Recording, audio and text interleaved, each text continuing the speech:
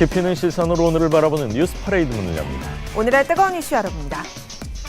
축구 대표팀이 월드컵 예선 2차전에서 스리랑카에 8대0 대승을 거뒀습니다. 장신 공격수 김신욱이 4골을, 손흥민이 2골, 황희찬, 권창훈도 득점에 성공했습니다. 국민권익위원장은 가족이 수사를 받는 상황에서 조국 장관이 직무를 수행하는 건 이해 충돌로 볼 수 있다며 직무 배제 가능성을 말했습니다. 유시민 이사장의 의혹 제기에 KBS가 하루 만에 외부 조사위원회 구성을 발표하자 기자들과 노조가 반발하고 있습니다. 철도 노조가 오늘 오전 9시부터 사흘간 파업에 돌입합니다. KTX와 SRT, 새마을호 등 열차와 1호선 등 광역 전철 운행에 차질이 불가피합니다. 터키가 시리아 마을 7곳을 점령하는 과정에서 사상자가 속출하고 6만 명이 피난길에 올랐습니다.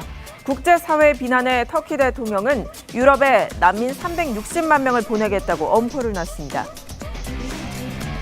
금요일 아침 뉴스 퍼레이드, 저희는 잠시 후에 찾아뵙겠습니다. 터키가 시리아 국경을 넘어 쿠르드족에 대한 공격을 시작하면서 인명피해가 속출하고 있습니다. 터키 대통령은 자신들의 군사작전을 비난하면 난민 360만 명을 유럽으로 보내겠다고 엄포를 놨습니다. 송지욱 기자입니다. 칠흑 같은 어둠 속에 총소리가 터집니다. 병원은 피 흘리는 환자와 눈물 흘리는 가족들로 가득 찼습니다. 시리아 북동부에서 쿠르드족을 몰아내려는 공격이 연일 벌어지고 터키는 알 야비사 마을과 탈 판다르 마을 등 7곳을 점령했다고 밝혔습니다. 터키는 시리아 국경 30km 지역까지 점령한 뒤 난민을 이곳에 정착시키는 이른바 안전지대를 만들겠다는 구상. 터키군의 공격에 하루 새 6만 명이 피난민이 됐습니다. 쿠르드 민병대는 터키 지상군을 막아냈다고 주장하면서 유일한 중화기인 박격포로 터키 마을에 반격을 시도했습니다. 국제사회의 비난이 빗발치자 터키 대통령은 난민 360만 명을 유럽으로 보낼 수 있다며 으름장을 놨습니다.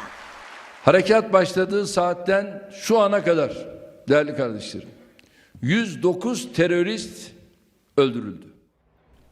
유엔 안보리는 미국과 러시아 등이 거부권을 행사해 진통을 겪었습니다. 결국 영국과 프랑스, 독일 등 유럽 6개 나라만 터키는 군사 행동을 중단하라는 공동 성명을 발표했습니다. TV조선 송지욱입니다. 다음은 총과 관련 소식입니다. 국정감사 연일 조국 장관 문제로 충돌하고 있습니다. 어제 권익위원장은 가족이 수사받는 조 장관을 경우에 따라서는 직무에서 배제할 수 있다는 발언을 했습니다. 또 서울대 국감에선 인턴과 장학금 문제가 논란이 계속됐습니다. 이채림 기자입니다. 박은정 위원장은 가족이 조사받고 있는데 조국 장관의 직무 수행이 적절하냐는 질문에 이해 충돌 소지가 있다고 답했습니다. 경우에 따라서는 직무 어떤 배제 내지 일시정지 이런 이 처분이 가능하고 입법 예고 중인 이해충돌 방지법에 따라 조 장관이 스스로 징계해야 하는 상황이 되면 어떡하냐는 질문도 나왔습니다. 대통령에게 건의할 수 있다고 답했습니다. 인사권자에게 통보하는 시기면 어떤가 이런 생각이 듭니다. 서울대 국감에선 자녀들 인턴 문제로 질문이 계속됐지만 애매한 답변만 나왔습니다.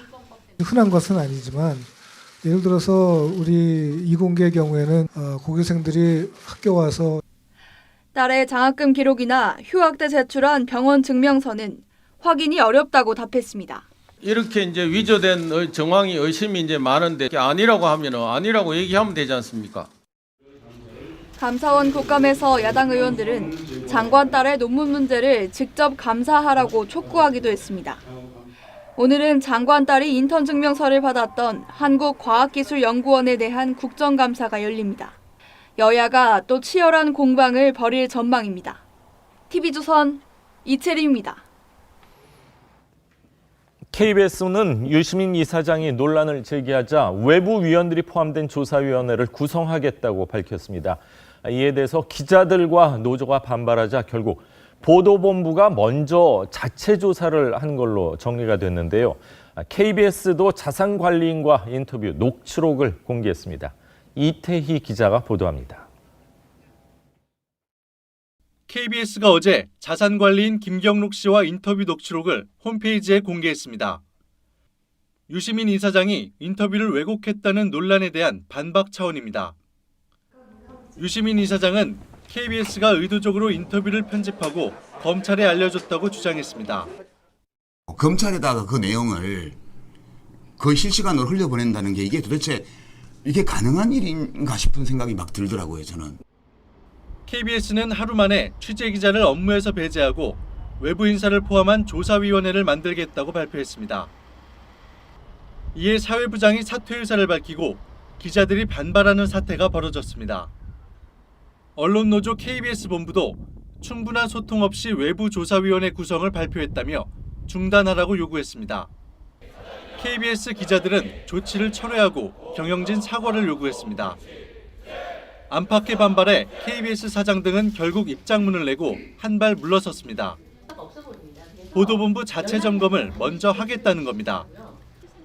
KBS 보도본부 측은 유시민 이사장을 상대로 한 법적 대응은 계획대로 진행하겠다는 입장도 내놨습니다. TV조선 이태희입니다. 지금 보신 것처럼 조국 장관 일가의 자산관리인 인터뷰를 두고 KBS와 유시민 이사장이 공방을 벌이고 있는데요. 서로 떳떳하다며 녹취록까지 모두 공개한 상황입니다. 그렇다면 쟁점은 무엇인지 임유진 기자가 정리했습니다. 첫 번째 쟁점은 유시민 이사장이 유튜브 방송에서 김경록 씨의 증거인멸 진술을 누락했다는 겁니다. 오늘 다 들려드리는 게 한 20분 분량밖에 안 돼요. 1시간 반 녹취 분량 중에서. 나머지는 저희가 그냥 가지고 있을 거고요. 공개한 녹취록엔 김 씨가 증거인멸 혐의를 인정하는 대목이 등장합니다. 정경심 교수의 동양대 PC 반출과 자택 하드디스크 교체에 대해 손을 대지 않고 그대로 제출했지만 그 행위 자체로 증거인멸이라고 인정을 하는 게 맞다며 검찰에서도 인정했다고 했습니다. 또 다른 쟁점은 정 교수가 자신이 사모펀드의 피해자라고 발언했는지, KBS가 이를 누락했는지 여부. 유 이사장은 김 씨는 장관 일가가 사기 피해자라고 주장하며 KBS와 인터뷰했는데 방영하지 않았다고 주장했습니다. 하지만 KBS가 공개한 녹취록엔 본인이 피해를 입었다고 말했냐는 질문에 정경심 교수가 말한 적은 없고 일반적으로 많이 당하는 일을 당한 것 같다는 김 씨의 답변만 있습니다. KBS는 이런 설명을 싣지 않은 건 섣불리 피해자 프레임을 만들 우려가 있기 때문이었다고 주장했습니다. 정 교수가 사모펀드 투자처를 알았는지도 쟁점입니다. 김 씨는 인터뷰에서 블라인드 펀드라고 해서 사모펀드 운영하는 사람이 아무것도 얘기를 안 해주진 않는다고 말했습니다. 저한테 WFM이란 회사가 어떤지 좀 봐달라는 말을 했다고 했습니다. 조국 장관의 해명과 달리 정 교수는 코링크의 투자처를 알고 있었다는 점을 보여주는 대목입니다. TV조선 임유진입니다. 장관님 오늘 이메일로 검찰 의견 직접 받겠다고 말씀하십니다.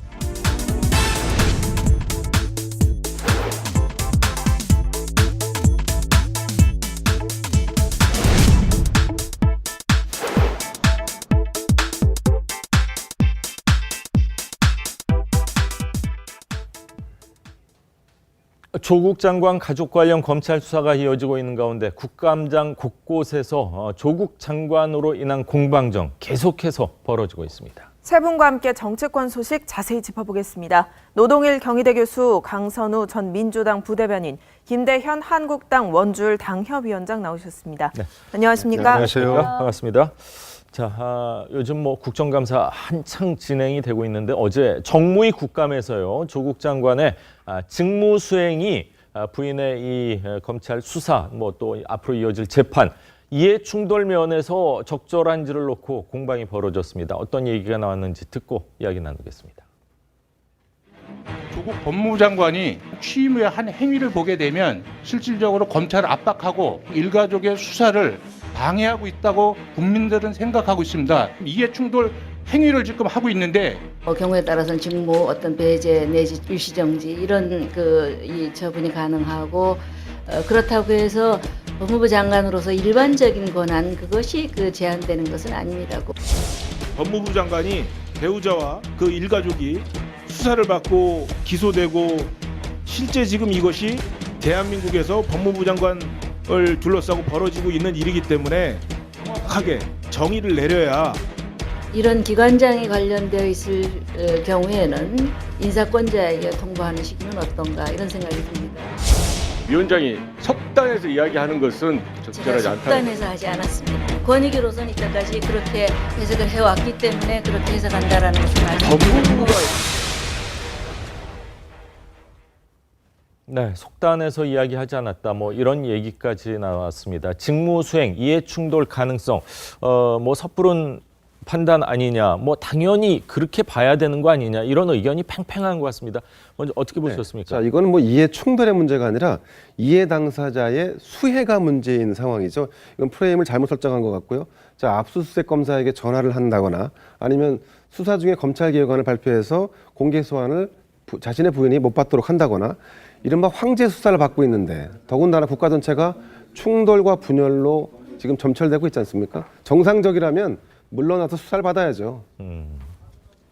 그 권익위원장 같은 경우는 그 이해충돌 방지법에 대한 어떤 취지나 아니면 일반적인 론에서 그럴 가능성이 있다는 이야기를 한 것 같습니다. 뭐 경우에 따라서이라는 단서는 붙였습니다. 그래서 예. 만약에 뭐 수사에 직접적으로 관여를 한다거나 아니면 검찰총장을 통해서가 아닌 뭐 보고를 받고 그리고 개개 검사한테 개개 사안별로 뭔가 지시를 한다거나 그러면 당연히 이해충돌이 발생을 하겠죠. 근데 지금 조국 장관 같은 경우는 본인이 가족이 수사를 받고 있긴 하나 그 수사에 관한 보고조차 일절 받지 않겠다고 이야기를 했고 그리고 그러고 있는 상황으로 보입니다. 그렇다면 이 상황, 이 하나의 상황을 놓고 보면 현재까지는 이해충돌의 어떤 그런 것이 벌어지지 않고 있다. 그래서 전해철 의원 같은 경우는 이 사안 자체를 구체적으로 들여다봐야지 그렇게 뭔가 전체적인 일반론을 이야기를 하면 뭔가 오해의 소지가 생긴다라고 그렇게 이야기를 한 것 같고요. 그리고 저도 지금 현재 상황으로 봐서는 뭔가 이 직무를 수행하는 것과 그리고 가족이 수사받는 것 사이에서 어떤 첨예한 그런 이해충돌이 발생하고 있는 것처럼 보이지 않거든요. 근데 만약의 경우 그 조국 장관이 그럴 리가 없겠지만 그 향후 뭔가 수사에 직접적으로 개입을 한다거나 지시를 내린다거나 지휘를 내린다거나 그렇다면 당연히 이해충돌이 발생을 하는 것이겠죠. 그렇다면 그렇군요. 지금 현재까지는 그렇지 않다 그렇게 생각합니다. 근데 압수수색을 한 검사한테 전화한 것 자체는 담당 검사 입장에서도 굉장히 부적절하게 느껴졌다 이렇게 얘기를 했으면은 그거 자체가 압박이 아닐까 하는 생각도 드는데요. 검사가 정말로 외압을 느끼고 그리고 수사에 방해가 될 만큼 그런 압력을 느꼈다면 저는 공식적인 절차를 통해서 보고가 이루어졌을 거라고 봅니다. 그런데 지금 현재까지는 그런 보고가 이루어졌다는 그런 뭐 언론 보도나 그런 거는 본 게 없거든, 파악된 게 없거든요. 근데 이것도 자유한국당이 지금 검사를 고발을 해놓은 상태 아닙니까? 그렇다면 수사를 통해서 어느 정도 실질적으로 압박을 느꼈는지 저는 밝혀질 것이라고 보고요. 그리고 조국 장관이 앞서서도 밝혔지만 그 당시에 수사에 대한 이야기를 한 것이 아니라 부인의 건강 상태가 안 좋으니 그 건강을 좀 챙겨봐달라 그런 취지로 이야기를 했다고 이미 밝혔거든요. 그래서 검사가 어떻게 느꼈는지에 대해서는 저는 뭐 향후 수사를 통해서 밝혀지지 않겠습니까? 그런데 많은 국민들이 하는 얘기가요. 압수수색을 당했을 때 놀라지 않는 부인이 세상 천지에 어디 있겠냐. 그걸 보고 빨리 진행을 해달라는 것 자체가 큰 문제 아니냐. 이런 지적도 분명히 있는 건 또 사실입니다. 새 세정 내용은 물론 검찰 수사를 지켜봐야 하는데요. 지금 건의위가 입법 예고를 했습니다. 공직자 이해충돌 방지법을 입법 예고한 상태인데 이해충돌이 벌어지면 소속 기관장에게 신고를 하게 되겠습니다. 그런데 법무부 장관의 경우 법무부의 기관장 아닙니까? 그러면 이해충돌 사례가 벌어졌을 때 뭐 어디에 어떻게 신고를 해야 되나요? 모양새는 참 이상해집니다. 그러니까요. 사실 이제 김영란법이라고 하죠. 이제 부정 청탁 금지법. 이거 입법 당시에 이해충돌 방지법이 들어갔어야 한다는 그때도 입법 예고를 했었는데 그거 빠졌거든요. 국회의원들이 그걸 빼버리는 게 그런 상황인데 검찰이 수사기관이고 검찰이 그 장관 관련 가족 수사를 하고 있는데 장관이 검찰을 지휘하는 입장에 있다. 그러면 당연히 이해충돌 또 직무 관련성이 당연히 생기는 것이죠. 구체적으로 어떤 것이 생겼냐 안 되느냐 그 문제가 아니고 일단 국민권익위에서는 박원정 위원장이 얘기한 것처럼 계속해서 이런 경우는 직무 관련성이 있다 이렇게 해석을 해왔어요. 일관된 부분이고 그런데 설사 이제 입법이 된다 하더라도 지금과 같은 상황이 조금 난감한 것 같아요. 거기에서는 설사 기관장이 이렇게 이해충돌 생길 가능성을 예상하지 못했던 그런 입법이거든요. 그렇기 때문에 그런 경우에는 박은정 위원장 얘기처럼 임명권자가 이제 그에 대해서 직무 배제를 한다거나 이해 충돌 방지를 회피할 수 있도록 어떤 조치를 취해야 한다. 예. 이런 것도 사실은 좀 들어가야 할 부분이 아닌가 싶습니다. 그렇군요. 이런 경우에는 이제 대통령이 임명권자니까 적절하게 판단을 해서 그야말로 대통령이 이해 충돌 방지를 할 수 있도록 어떤 적절한 조치를 취하는 게 바람직하다고 생각이 듭니다. 그렇군요. 김대현 위원장이 아까 이제 조국 장관이 이제 검사에게 전화를 한 것 같은 뉘앙스의 얘기를 했었는데 그게 아니라 정확히 표현을 하자면 조국 장관과 정경심 교수가 통화 도중에 정경심 교수의 전화기 자체를 이제 검사에게 전달을 해서 통화한 내용으로 바로 잡도록 하겠습니다. 네. 어제 서울대 국감도 있었죠. 조국 장관 딸 의혹 관련해서 야당 의원들의 질의가 쏟아졌습니다. 영상 준비했습니다. 인권법센터 공고 내용을 보면은요, 해당 공고 내용이 없습니다. 내지도 않은 공고를 받다는 게 말이 됩니까? 그 정권은 다 알 수는 없는데 고등학생은 대상이 아닌 걸로 나와 있고. 부산대 의전은 합격자 발표 바로 다음 날 서울대에 온라인으로 휴학 신청을 하면서 병원 진단서를 제출했습니다. 저도 원본은 못 보고 사본은 봤습니다. 병명은 적혀 있는데 저는 잘 이해를 못하는 거였고요. 날짜는 10월 1일이었습니다. 그러면 이 진단서가 조에 대한 진단서입니까? 그건 제가 확인해 드릴 수 없습니다. 개인정보 보호의 의료법 위반이 되기 때문입니다. 위조된 게 무슨 개인정보입니까? 범죄 정보지.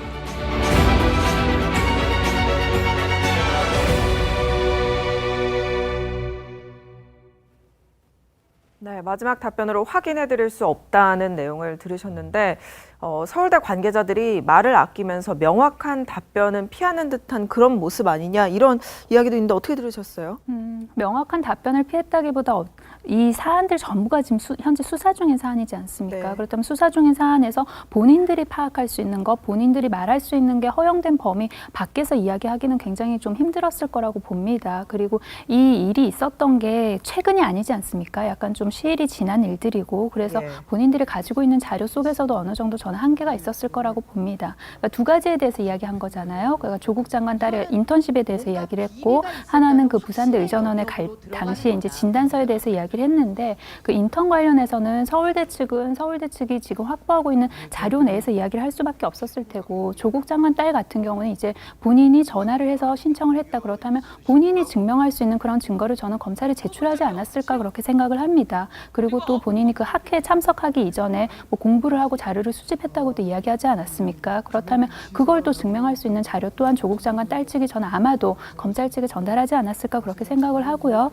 그리고 진단서 같은 경우도 이게 굉장히 뭔가 논란이 있거나 어려운 문제는 아닌 것 같습니다. 그러니까 그 당시 기록을 이제 검찰이 살펴보면은 이건 명명백백하게 드러날 일이라고 생각을 하거든요. 이게 만약에 그 곽상도 의원의 주장처럼 뭔가 위조된 그런 의심되는 정황이 있다면 이게 뭐 복잡하거나 자금의 흐름을 봐야 되거나 그런 문제가 아니지 않습니까? 그래서 저렇게 국감장에서는 서울대 측은 또는 서울대 병원 측은 본인들이 가지고 있는 자료 내에서 이야기할 수밖에 없기 때문에 결국 그 모든 사실관계는 수사를 통해서 밝혀질 것이다 그렇게 생각합니다. 국정감사는 그 서울대의 경우 매년 받습니다. 매년 받는다는 얘기는 그 국정감사를 준비하는 어떤 뭐 준비라든가 아니면 시스템이 잘 갖춰져 있다는 반증일 겁니다. 대한민국을 뭐 대표하는 네, 그렇습니다. 예. 그렇죠.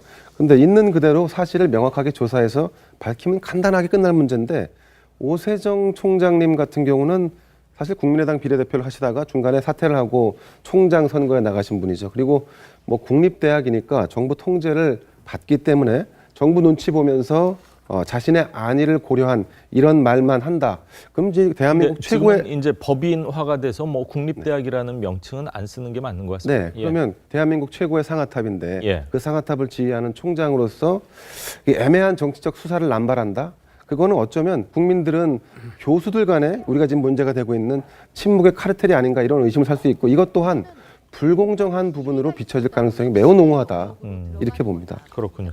교육부 관련해서 뭐 서울대 관련해서 뭐 많은 얘기들이 나오고 있는데 또 일부에서는 예전에 한진가 조사를 할 때 조원태 사장 같은 경우 인하대에 편입을 하는 과정에서 문제가 있다 해서 1개월 만에 교육부에서 편입 취소가 되면서 졸업장이 취소가 된 걸로 알고 있고 지금 현재 이제 법원에서 재판을 받고 있는 것으로 알고 있는데 형평성 문제에서 그때와 지금은 교육부가 달라도 너무 다른 거 아니냐 이런 또 비판도 있습니다.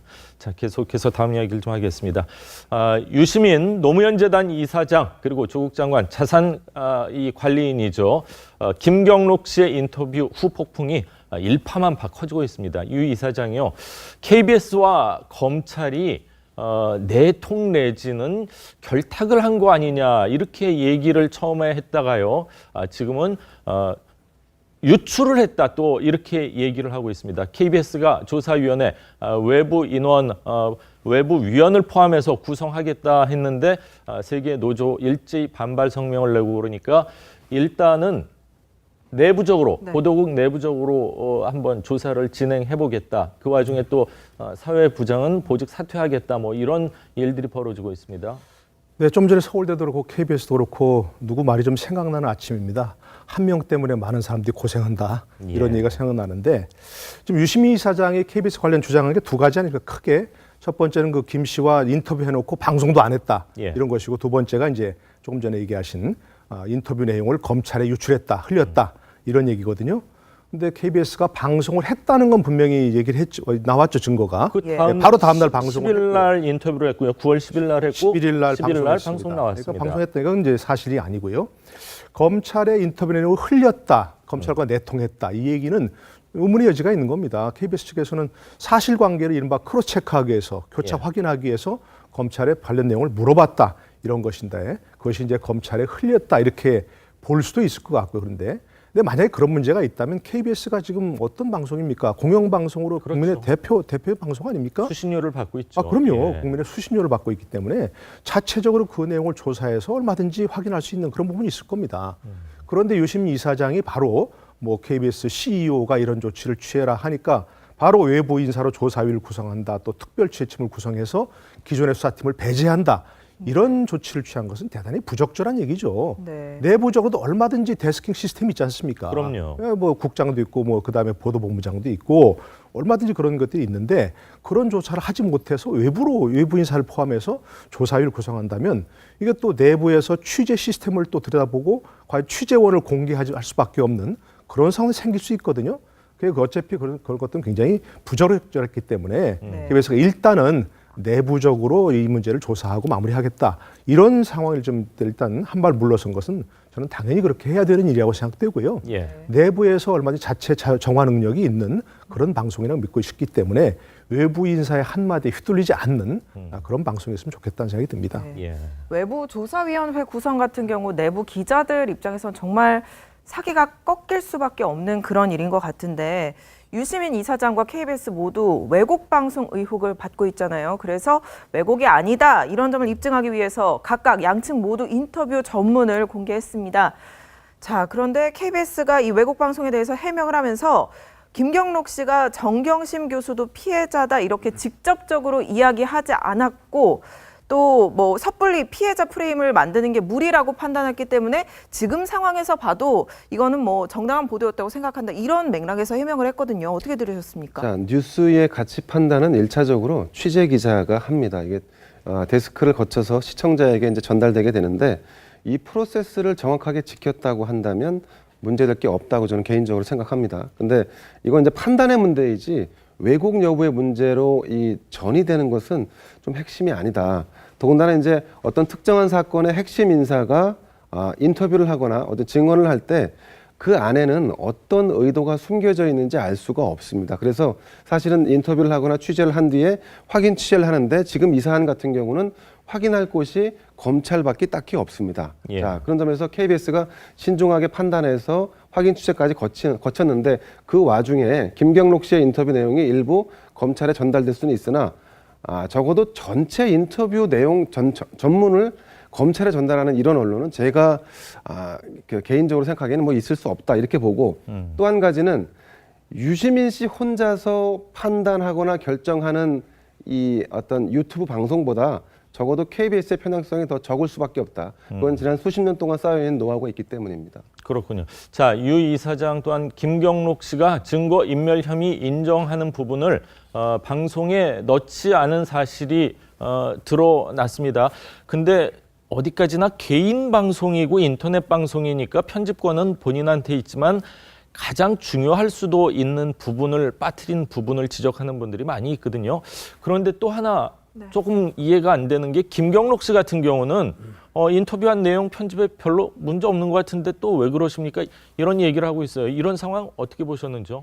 김경록 씨 같은 경우는 본인이 말하고자 했던 바, 본인은 언론과 검찰에 어떤 조금 경종을 울리고 싶었다 그런 이야기를 했어요. 그래서 그 본인이 말하고자 했던 바, 인터뷰를 했던 이유가 그렇게 왜곡되거나 그런 걸로 보이지 않고 잘 전달이 됐다. 그래서 그렇게 편집하는 게 상관이 없다는 그런 입장이었던 것 같고요. 그리고 KBS 측에서 지금 가장 좀 뭔가 공방이 오고 가는 게 그 당시 그 김 씨가 정경심 교수랑 굉장히 오랫동안 소통을 해온 그런 사이 아닙니까? 그래서 김 씨가 보기에는 정경심 교수가 뭔가 좀 피해자인 것 같다, 펀드 관련해서 그런 이야기를 했는데 그런 입장이 전혀 반영이 안 됐다는 거잖아요. 근데 KBS 측에서 이야기를 하기에는 당시 그 정경심 교수가 직접적으로 본인이 피해자라고 하지 않았는데 그 피해자 프레임을 하기에는 무리가 있었다 그렇게 이야기를 했는데 저는 이 부분도 조금 납득이 안 가는 게 그 피해자 프레임을 만들자는 게 아니라 김 씨가 그 당시 펀드 관련해서 그런 류의 어떤 피해자다 이런 이야기는 거의 없었거든요. 그렇다면 그거를 짧게라도 이렇게 조금 입장을 실어줄 수 있었는데 그거를 왜 뺐을까라는 그런 의혹이 있는 거예요. 그래서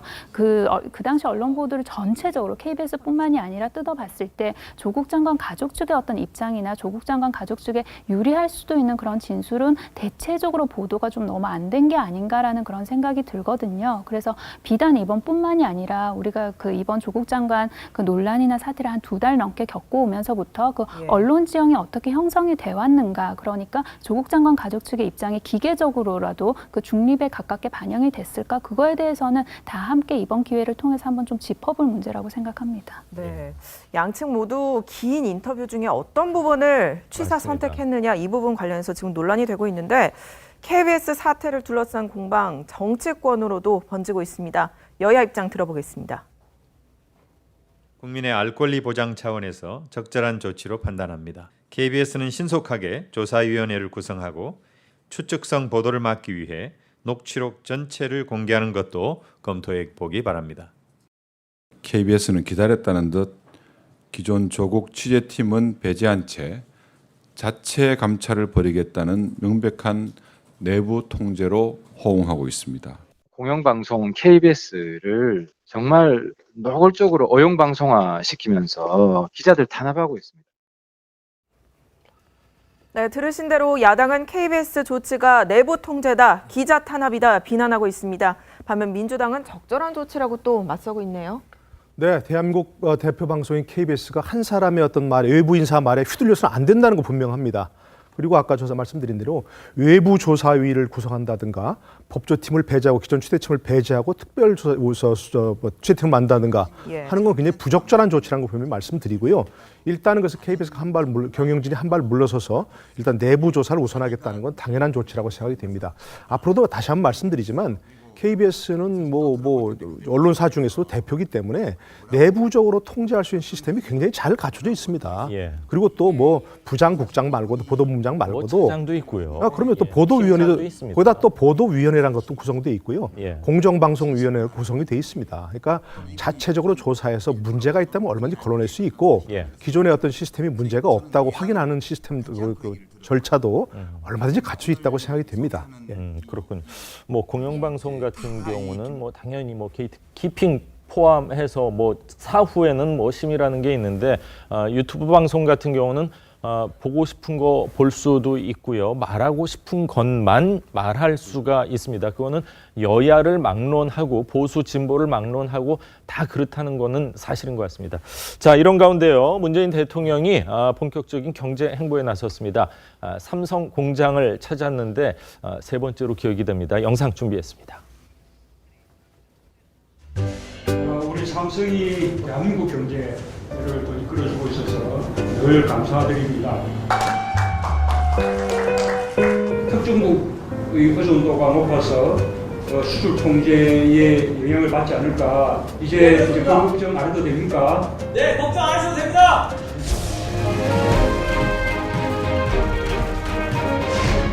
오늘 신규 투자 협약식은 누구도 넘볼 수 없는 디스플레이 제조 강국으로 가는 출발점이 될 것입니다. 누구도 넘볼 수 없는 디스플레이, 제조 강국을 만들자는 오늘 말씀은 저에게 정말 큰 힘이 되었습니다.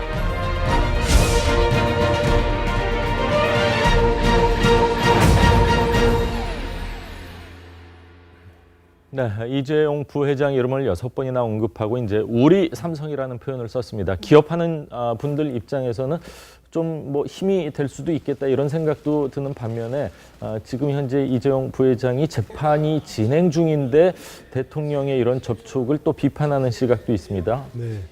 아마 다른 기업들에서는 그럴 것 같아요. 왜 삼성만 가시나 하는 생각도 드는데 다른 데도 뭐 가셨는데 뭐 세 번째니까 특별히 이걸 뭐 일부에서는 국면 전환이다 얘기하고 이게도 있겠는데 저는 꼭 국면 전환이 아니더라도 이렇게 경제 행보를 하시는 게 바람직하다고 생각합니다.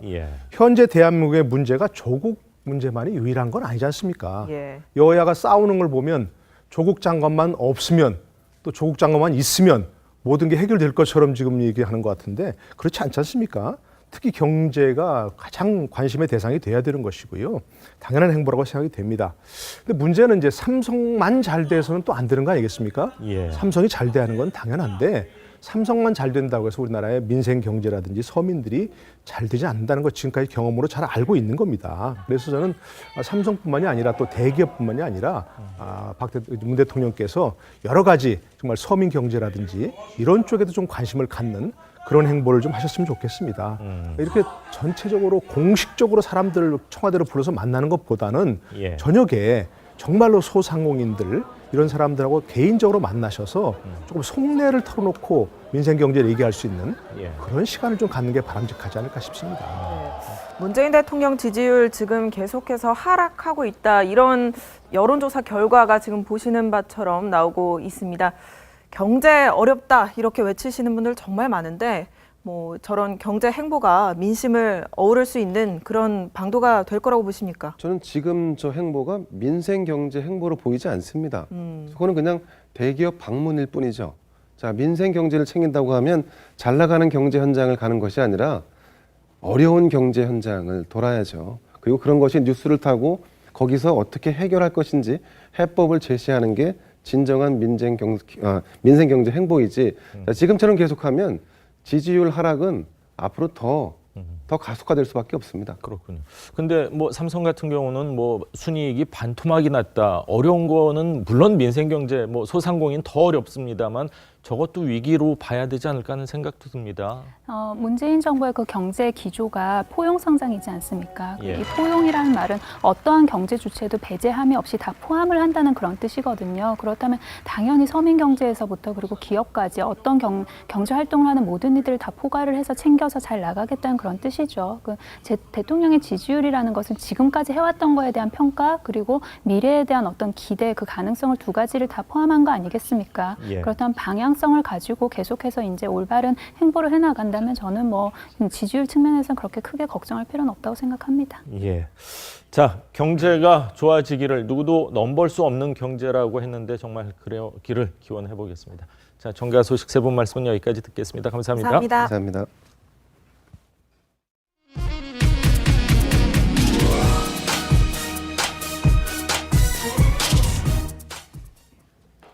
철도 노조가 오늘부터 사흘간 파업에 돌입합니다. KTX와 SRT, 새마을호 등 열차뿐만이 아니라 광역 전철 운행이 차질이 불가피합니다. 취재 기자 연결합니다.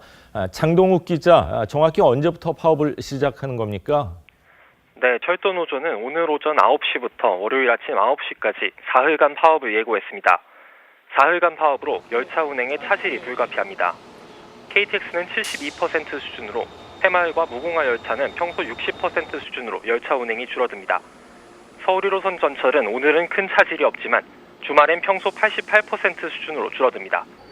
노조는 총인건비 정상화, 노동시간 단축, 4조 2교대 근무를 위한 인력 충원을 요구하고 있습니다. 또 철도공사 측이 약속을 어기고 있다며 이번 파업에 이어 다음 달 전면 파업을 경고했습니다. 국토교통부는 파업 기간에 군인 등 대체 인력을 투입하기로 했습니다. 출퇴근 시간대 광역전철과 KTX 운행은 최대한 유지하겠다는 겁니다. 승객 운송을 위해 예비버스와 전세버스 투입도 검토 중입니다. 국토부는 파업으로 운행이 중단되는 열차 승차권이 3만 매가 넘는다며 시민들에게 예매를 취소하거나 변경해달라고 당부했습니다. 지금까지 보도본부에서 TV조선 장동욱입니다. 독일 유대교회에 침입하려다 거리에서 총을 난사한 범인은 20대 방송사 직원으로 드러났습니다.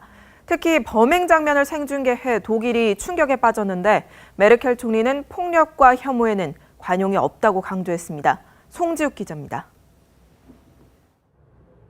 헬멧을 쓴 남성이 조준해서 총을 쏩니다. 총을 들고 거리를 활보합니다. 유대인 명절인 속죄의 날인 지난 9일 독일 할레시 유대교회 근처에서 벌어진 총격 테러입니다. 범인은 교회 문을 열지 못하고 사제폭탄을 던졌지만 터지지 않자 거리로 나가 총기를 난사해 2명이 숨지고 2명이 다쳤습니다. 범인은 범행 장면을 게임 사이트로 생중계하기까지 했습니다. Außentür zu brechen, zu zerstören mit Waffen, mit schweren Waffen und Gott sei Dank diese Türen waren stärker oder fester als 체포된 범인은 극우 성향의 27살 남성으로 방송사 기술 직원으로 알려졌습니다. 범행 전에 모든 문제의 근원은 유대인이라고 동기를 말하면서 난민과 페미니스트를 비판했습니다. 독일 지도자들은 폭력에 대해 경각심을 일깨우고 있습니다. Alle Mittel des Rechtsstaates nutzen müssen, gegen Hass, Gewalt und Menschenfeindlichkeit vorzugehen. Da gibt es keinerlei Toleranz. 슈타인마이어 대통령은 현장을 찾아 희생자를 추모하면서 우리 모두 폭력에 맞서자고 강조했습니다. TV조선 송지욱입니다.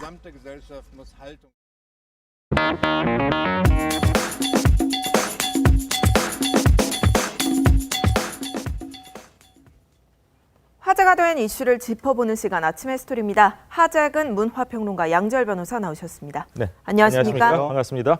자, 화성 연쇄 살인 사건 얘기를 좀 하겠습니다. 이춘재가요, 8차 사건 진범 나다 이렇게까지 자백을 하고 있습니다. 그림을 그려서까지 설명하면서 범인만 알 수 있는 의미가 있는 진술을 경찰이 확보했다면서요? 예, 이제 그렇게 좀 이야기가 나오고 있는데 그러니까 이춘재가 처음에 8차 사건 범인은 나다라고 했을 때 그 말만 가지고 이 사람이 진짜 그 범인인지를 확정할 수 없다. 그렇죠. 이게 일종의 뭐 소영웅 심리라든가 어떤 과시 과장 이런 거를 하기 위해서 거짓 말을 주장을 했을 수도 있을 것이기 때문에 그렇게 생각을 했었는데 근데 이번에 새롭게 나온 이야기가 이춘재가 단순히 범인은 나다 추상적으로 그 말만 한 것이 아니라 아주 구체적으로 말씀하신 것처럼 그림까지 그려가면서 범인이 아니면 알 수 없는 구체적인 정황을 진술을 했다는 거예요. 이렇게 되면 단순히 소영웅주의로 치부할 수만은 없게 되는 그러니까 이춘재의 주장에 상당히 신빙성이 실리게 되는 이런 국면으로 좀 진입하고 있는 것 같습니다.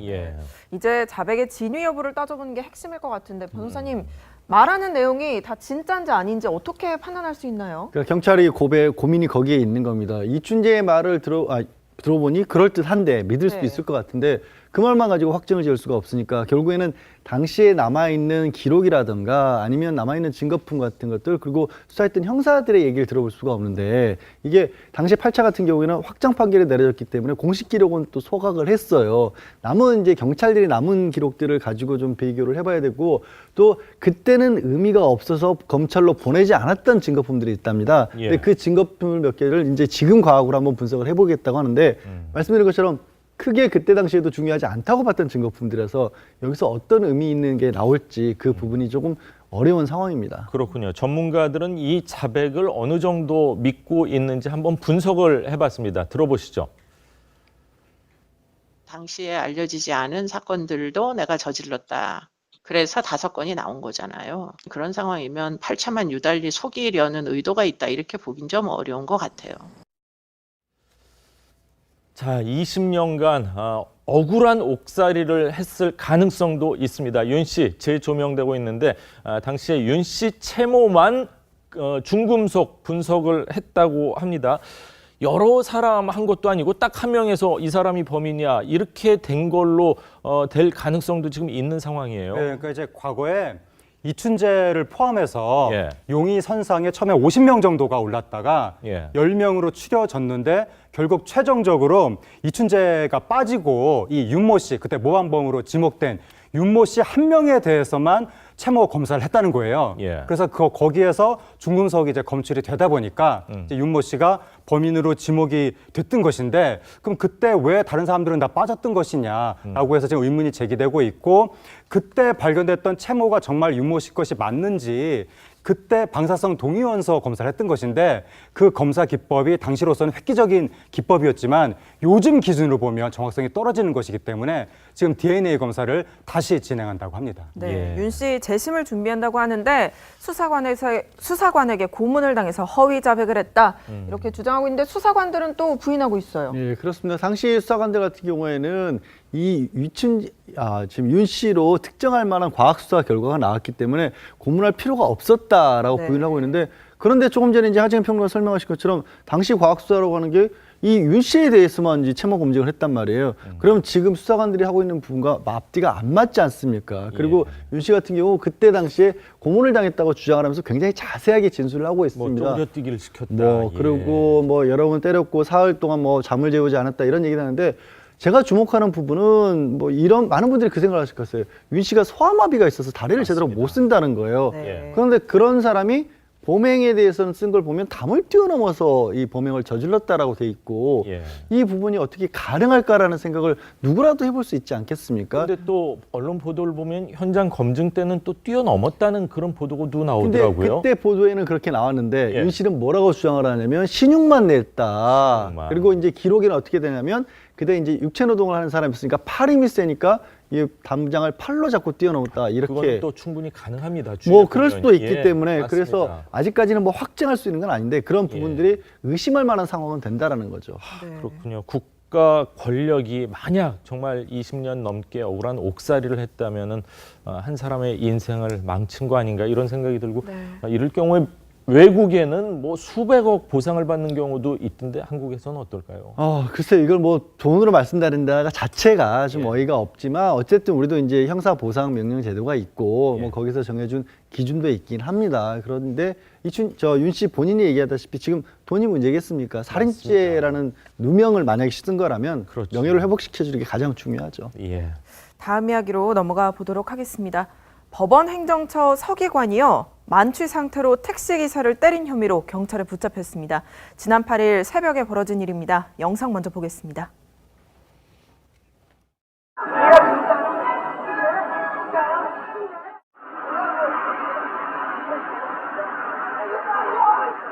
아니 주소를 알려줘. 어딘지 알려주셔야 내가 갈 거 아닙니까? 그랬더니 여기서 욕을 하면서 내리는 거예요. 네, 옷이 거의 벗겨질 정도로 폭행을 지금 택시기사가 당한 상황입니다. 현장에 도착한 경찰관에게도 반항을 했다고 하는데 어떤 상황이었나요? 그러니까 8일 오전 3시 50분경에 이제 이 가해자가 택시를 탄 거죠. 그래서 택시 기사분이 당연히 어디까지 가느냐라고 물어보지 않겠습니까? 그런데 거기에 대해서 대답을 제대로 하지 않고 갑자기 욕설을 하더니 밖으로 나와서 폭행을 시작했다는 거예요. 그리고 이제 출입증 같은 것을 꺼내서 그걸로 이제 폭행을 했다고 하는데, 그리고 이제 옷이 구겨졌다고 처음에 말씀을 하셨지만 구겨진 정도가 아니라 옷이 찢어질 정도로 그렇게 실랑이를 했다고 하니까, 그러면서 내가 누구인지 아느냐 이렇게까지 말을 했다고 하니까 정말 황당한 사건이 벌어졌습니다. 그렇군요. 서기관이면 고위 공직자에 포함되는 걸로 아는데, 폭행당한 택시 기사분 전치 3주의 아픔보다는 마음속의 상처가 더 클 것 같습니다.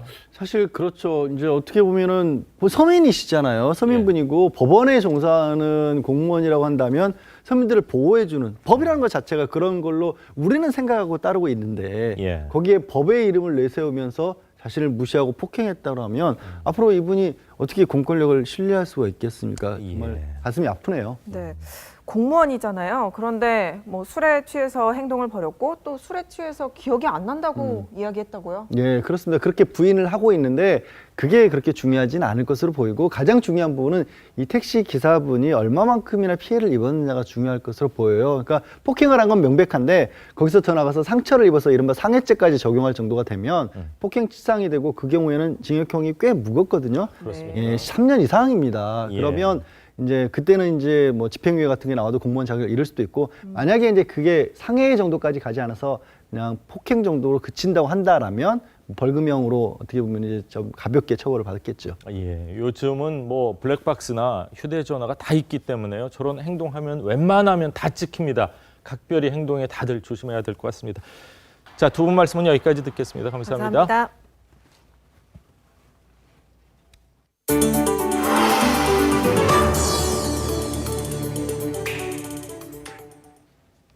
설악산 오색 케이블카 사업이 무산되자 양양군 주민들이 반발하고 있습니다. 주민들은 환경부가 산림 훼손이 더 심한 송전탑은 허가했다며 항의하고 있습니다. 이승훈 기자의 보도입니다. 양양군 주민들이 상복을 입고 거리를 행진합니다.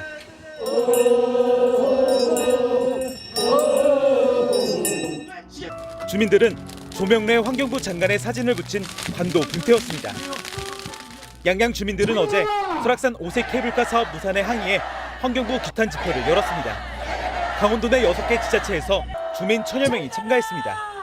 주민들은 환경부가 백두대간 훼손에 이중적인 모습을 보인다며 반발했습니다. 환경 보전을 이유로 오색 케이블카를 무산시킨 환경부가 환경 훼손이 더 큰 백두대간 송전탑 설치 사업을 허가했다고 주장했습니다. 주민들은 송전탑 260개가 들어서면 축구장 180개 면적이 훼손된다고 덧붙였습니다. 고압 철탑이 100m입니다. 오색 산도에 올라가는 케이블카보다도 2배가 높은 고압선 철탑을 양양 주민들은 오색에서 대청봉 구간 설악산 등산로를 봉쇄하고 설악산 산불 진화 활동도 중단하겠다고 선언했습니다. 쓰레기도 우리 지역 주민들은 앞으로 안 주술 예정입니다. 환경부, 국회, 청와대를 릴레이 시위해서 끝까지. 양양군은 환경부를 상대로 행정심판과 행정소송 등 법적 대응에 나설 계획입니다. TV조선 이승훈입니다. 해양경비를 담당하는 해경은 전시에 해군으로 편입돼 합동작전을 수행합니다. 그런데 해경 방독면 열의 7은 내구 연한을 초과한 상태인 것으로 드러났습니다. 차정승 기자의 단독 보도입니다. NLL을 침범한 중국 불법 어선을 해경 고속정이 빠르게 뒤쫓습니다. 등선 중에 있어. 등선. 해양 경비와 해난 구조를 담당하는 해경은 전시 국지도발 상황이 발생할 경우 해군의 지휘를 받습니다. 함대 사령관의 통제로 군경 합동작전을 수행하는데 생화학전 대비 상태가 미흡하다는 지적이 나왔습니다.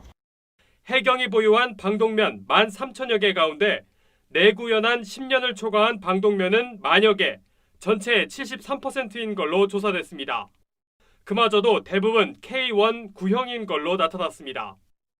정화통이 내구연한이 지남으로써 그 유해가스 차단 능력을 상실할 수 있고요. 변질이 돼서 갈라짐이라든가 찢어지는 이런 현상이 발생될 수 있습니다. 국방부는 화생방 물자 신뢰성 평가를 통과한 방독면에 한해 내구연한을 3년씩 연장 중이지만 해경은 이런 실적이 없습니다. 생물학전, 화학전에 대비하기 위해서는 개인 제도킷, 보호의를 세트로 같이 하는데 세트 구성률 0%입니다. 생화학전의 무방비라고 하도 과언이 아닙니다. 유사시 해경이 제대로 된 통합작전을 수행하기 위해서 화생방 물자에 대한 점검이 시급하다는 지적이 나옵니다. TV조선 차정승입니다. 아랍에미리트 수도 아부다비에 우리 중소기업이 제품 판매와 기술 홍보를 할 수 있는 수출 단지가 조성됩니다. 아부다비 코리아몰은 한국과 아랍에미리트 수교 40주년을 맞아 내년 2월 무사파 산업지역에 한국 기업 전용 시설을 개관한다고 밝혔습니다. 전남 나주에는 빛가람 에너지밸리라는 곳이 있습니다. 나주로 이전한 한국전력을 중심으로 기업과 연구소를 한데 모으기 위한 사업인데요. 사업을 시작한 지 5년이 지났지만 투자와 고용 모두 기대에 한참 못 미치는 것으로 드러났습니다. 송병철 기자입니다. 전남 광주의 축전지 제조 공장입니다. 이 회사는 한국전력이 추진하는 빛가람 에너지밸리 사업에 참여하고 있습니다. 빛가람 에너지밸리는 한전이 있는 전남 나주를 중심으로 에너지 기업과 연구소 등을 한데 모으는 사업입니다. 지난 2014년에 시작됐습니다. 하지만 5년이 지난 현재까지 투자와 고용 효과는 예상을 한참 밑돌고 있습니다. 투자 초기이다 보니까 기업들의 어떤 실투자 금액이라든지 고용 인원들이 협약 시의 어떤 투자 금액과 고용 효과 대비해가 조금 낮은 편이에요. 전체 360개 협약 기업 중 투자 기업은 206개에 그쳤고 투자 금액도 예상했던 1조 5천억 원에 30%에도 못 미치는 4,400억 원. 고용 효과도 예상치인 9천 명의 4분의 1 수준인 2,100명에 불과합니다. 한전 자체 감사에선 에너지밸리를 나주 혁신도시 반경 10km로 제한한 것이 부진의 원인으로 꼽혔습니다. 한전은 투자 기업에 대한 관리와 홍보가 부족하다는 분석도 내놨습니다. 성과 달성과 지원 제도의 실효성을 높이기 위한 전반적인 대책 마련이 시급합니다. 안이한 계획과 홍보 부족이 에너지밸리 조성 사업을 빛 좋은 개살구로 전락시켰습니다. TV조선 송병철입니다.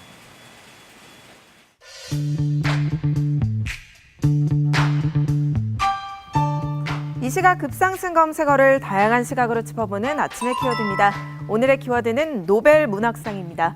노벨 문학상 119년 역사상 처음으로 올해와 지난해 2명의 수상자가 한꺼번에 발표됐습니다. 스웨덴 할리먼은 올해 노벨 문학상 수상자로 오스트리아의 페터 한트케를 선정했다고 밝혔습니다. 연극 관객모독의 작가로도 잘 알려진 페터 한트케는 전위문학의 실험 정신을 발휘해왔다는 점이 높게 평가됐습니다. 지난해 미투 파문으로 심사위원이 잇따라 사퇴하면서 2018년 수상자도 올해 동시에 발표됐는데요. 폴란드의 대표 작가로 꼽히는 토카르추크가 올해 첫 여성 수상자로 이름을 올렸습니다.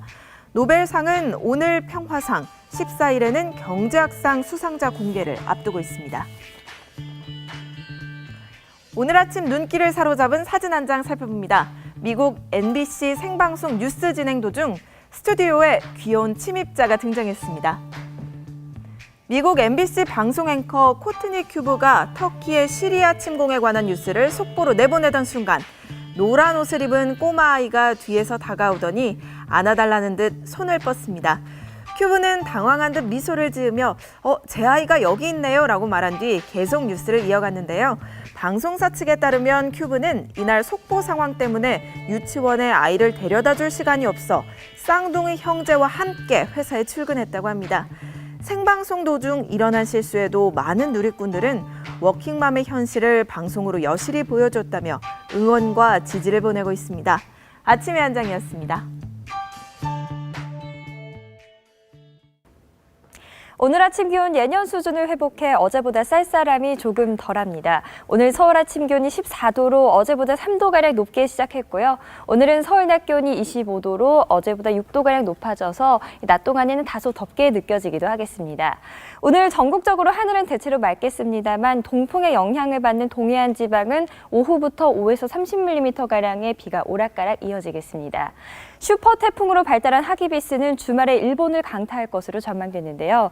한반도에 직접 영향은 없겠지만 위력이 워낙 강해서 제주와 남해안, 동해안을 중심으로 강풍과 풍랑특보가 내려질 것으로 보입니다. 당분간 내륙 지방은 맑고 일교차 큰 날씨가 이어지겠고요. 동해안 지역의 비는 내일까지 이어지겠습니다. 날씨였습니다. 금요일 아침 뉴스 퍼레이드는 여기서 인사드리겠습니다. 다음 주 월요일 아침 7시 30분에 뵙겠습니다. 고맙습니다.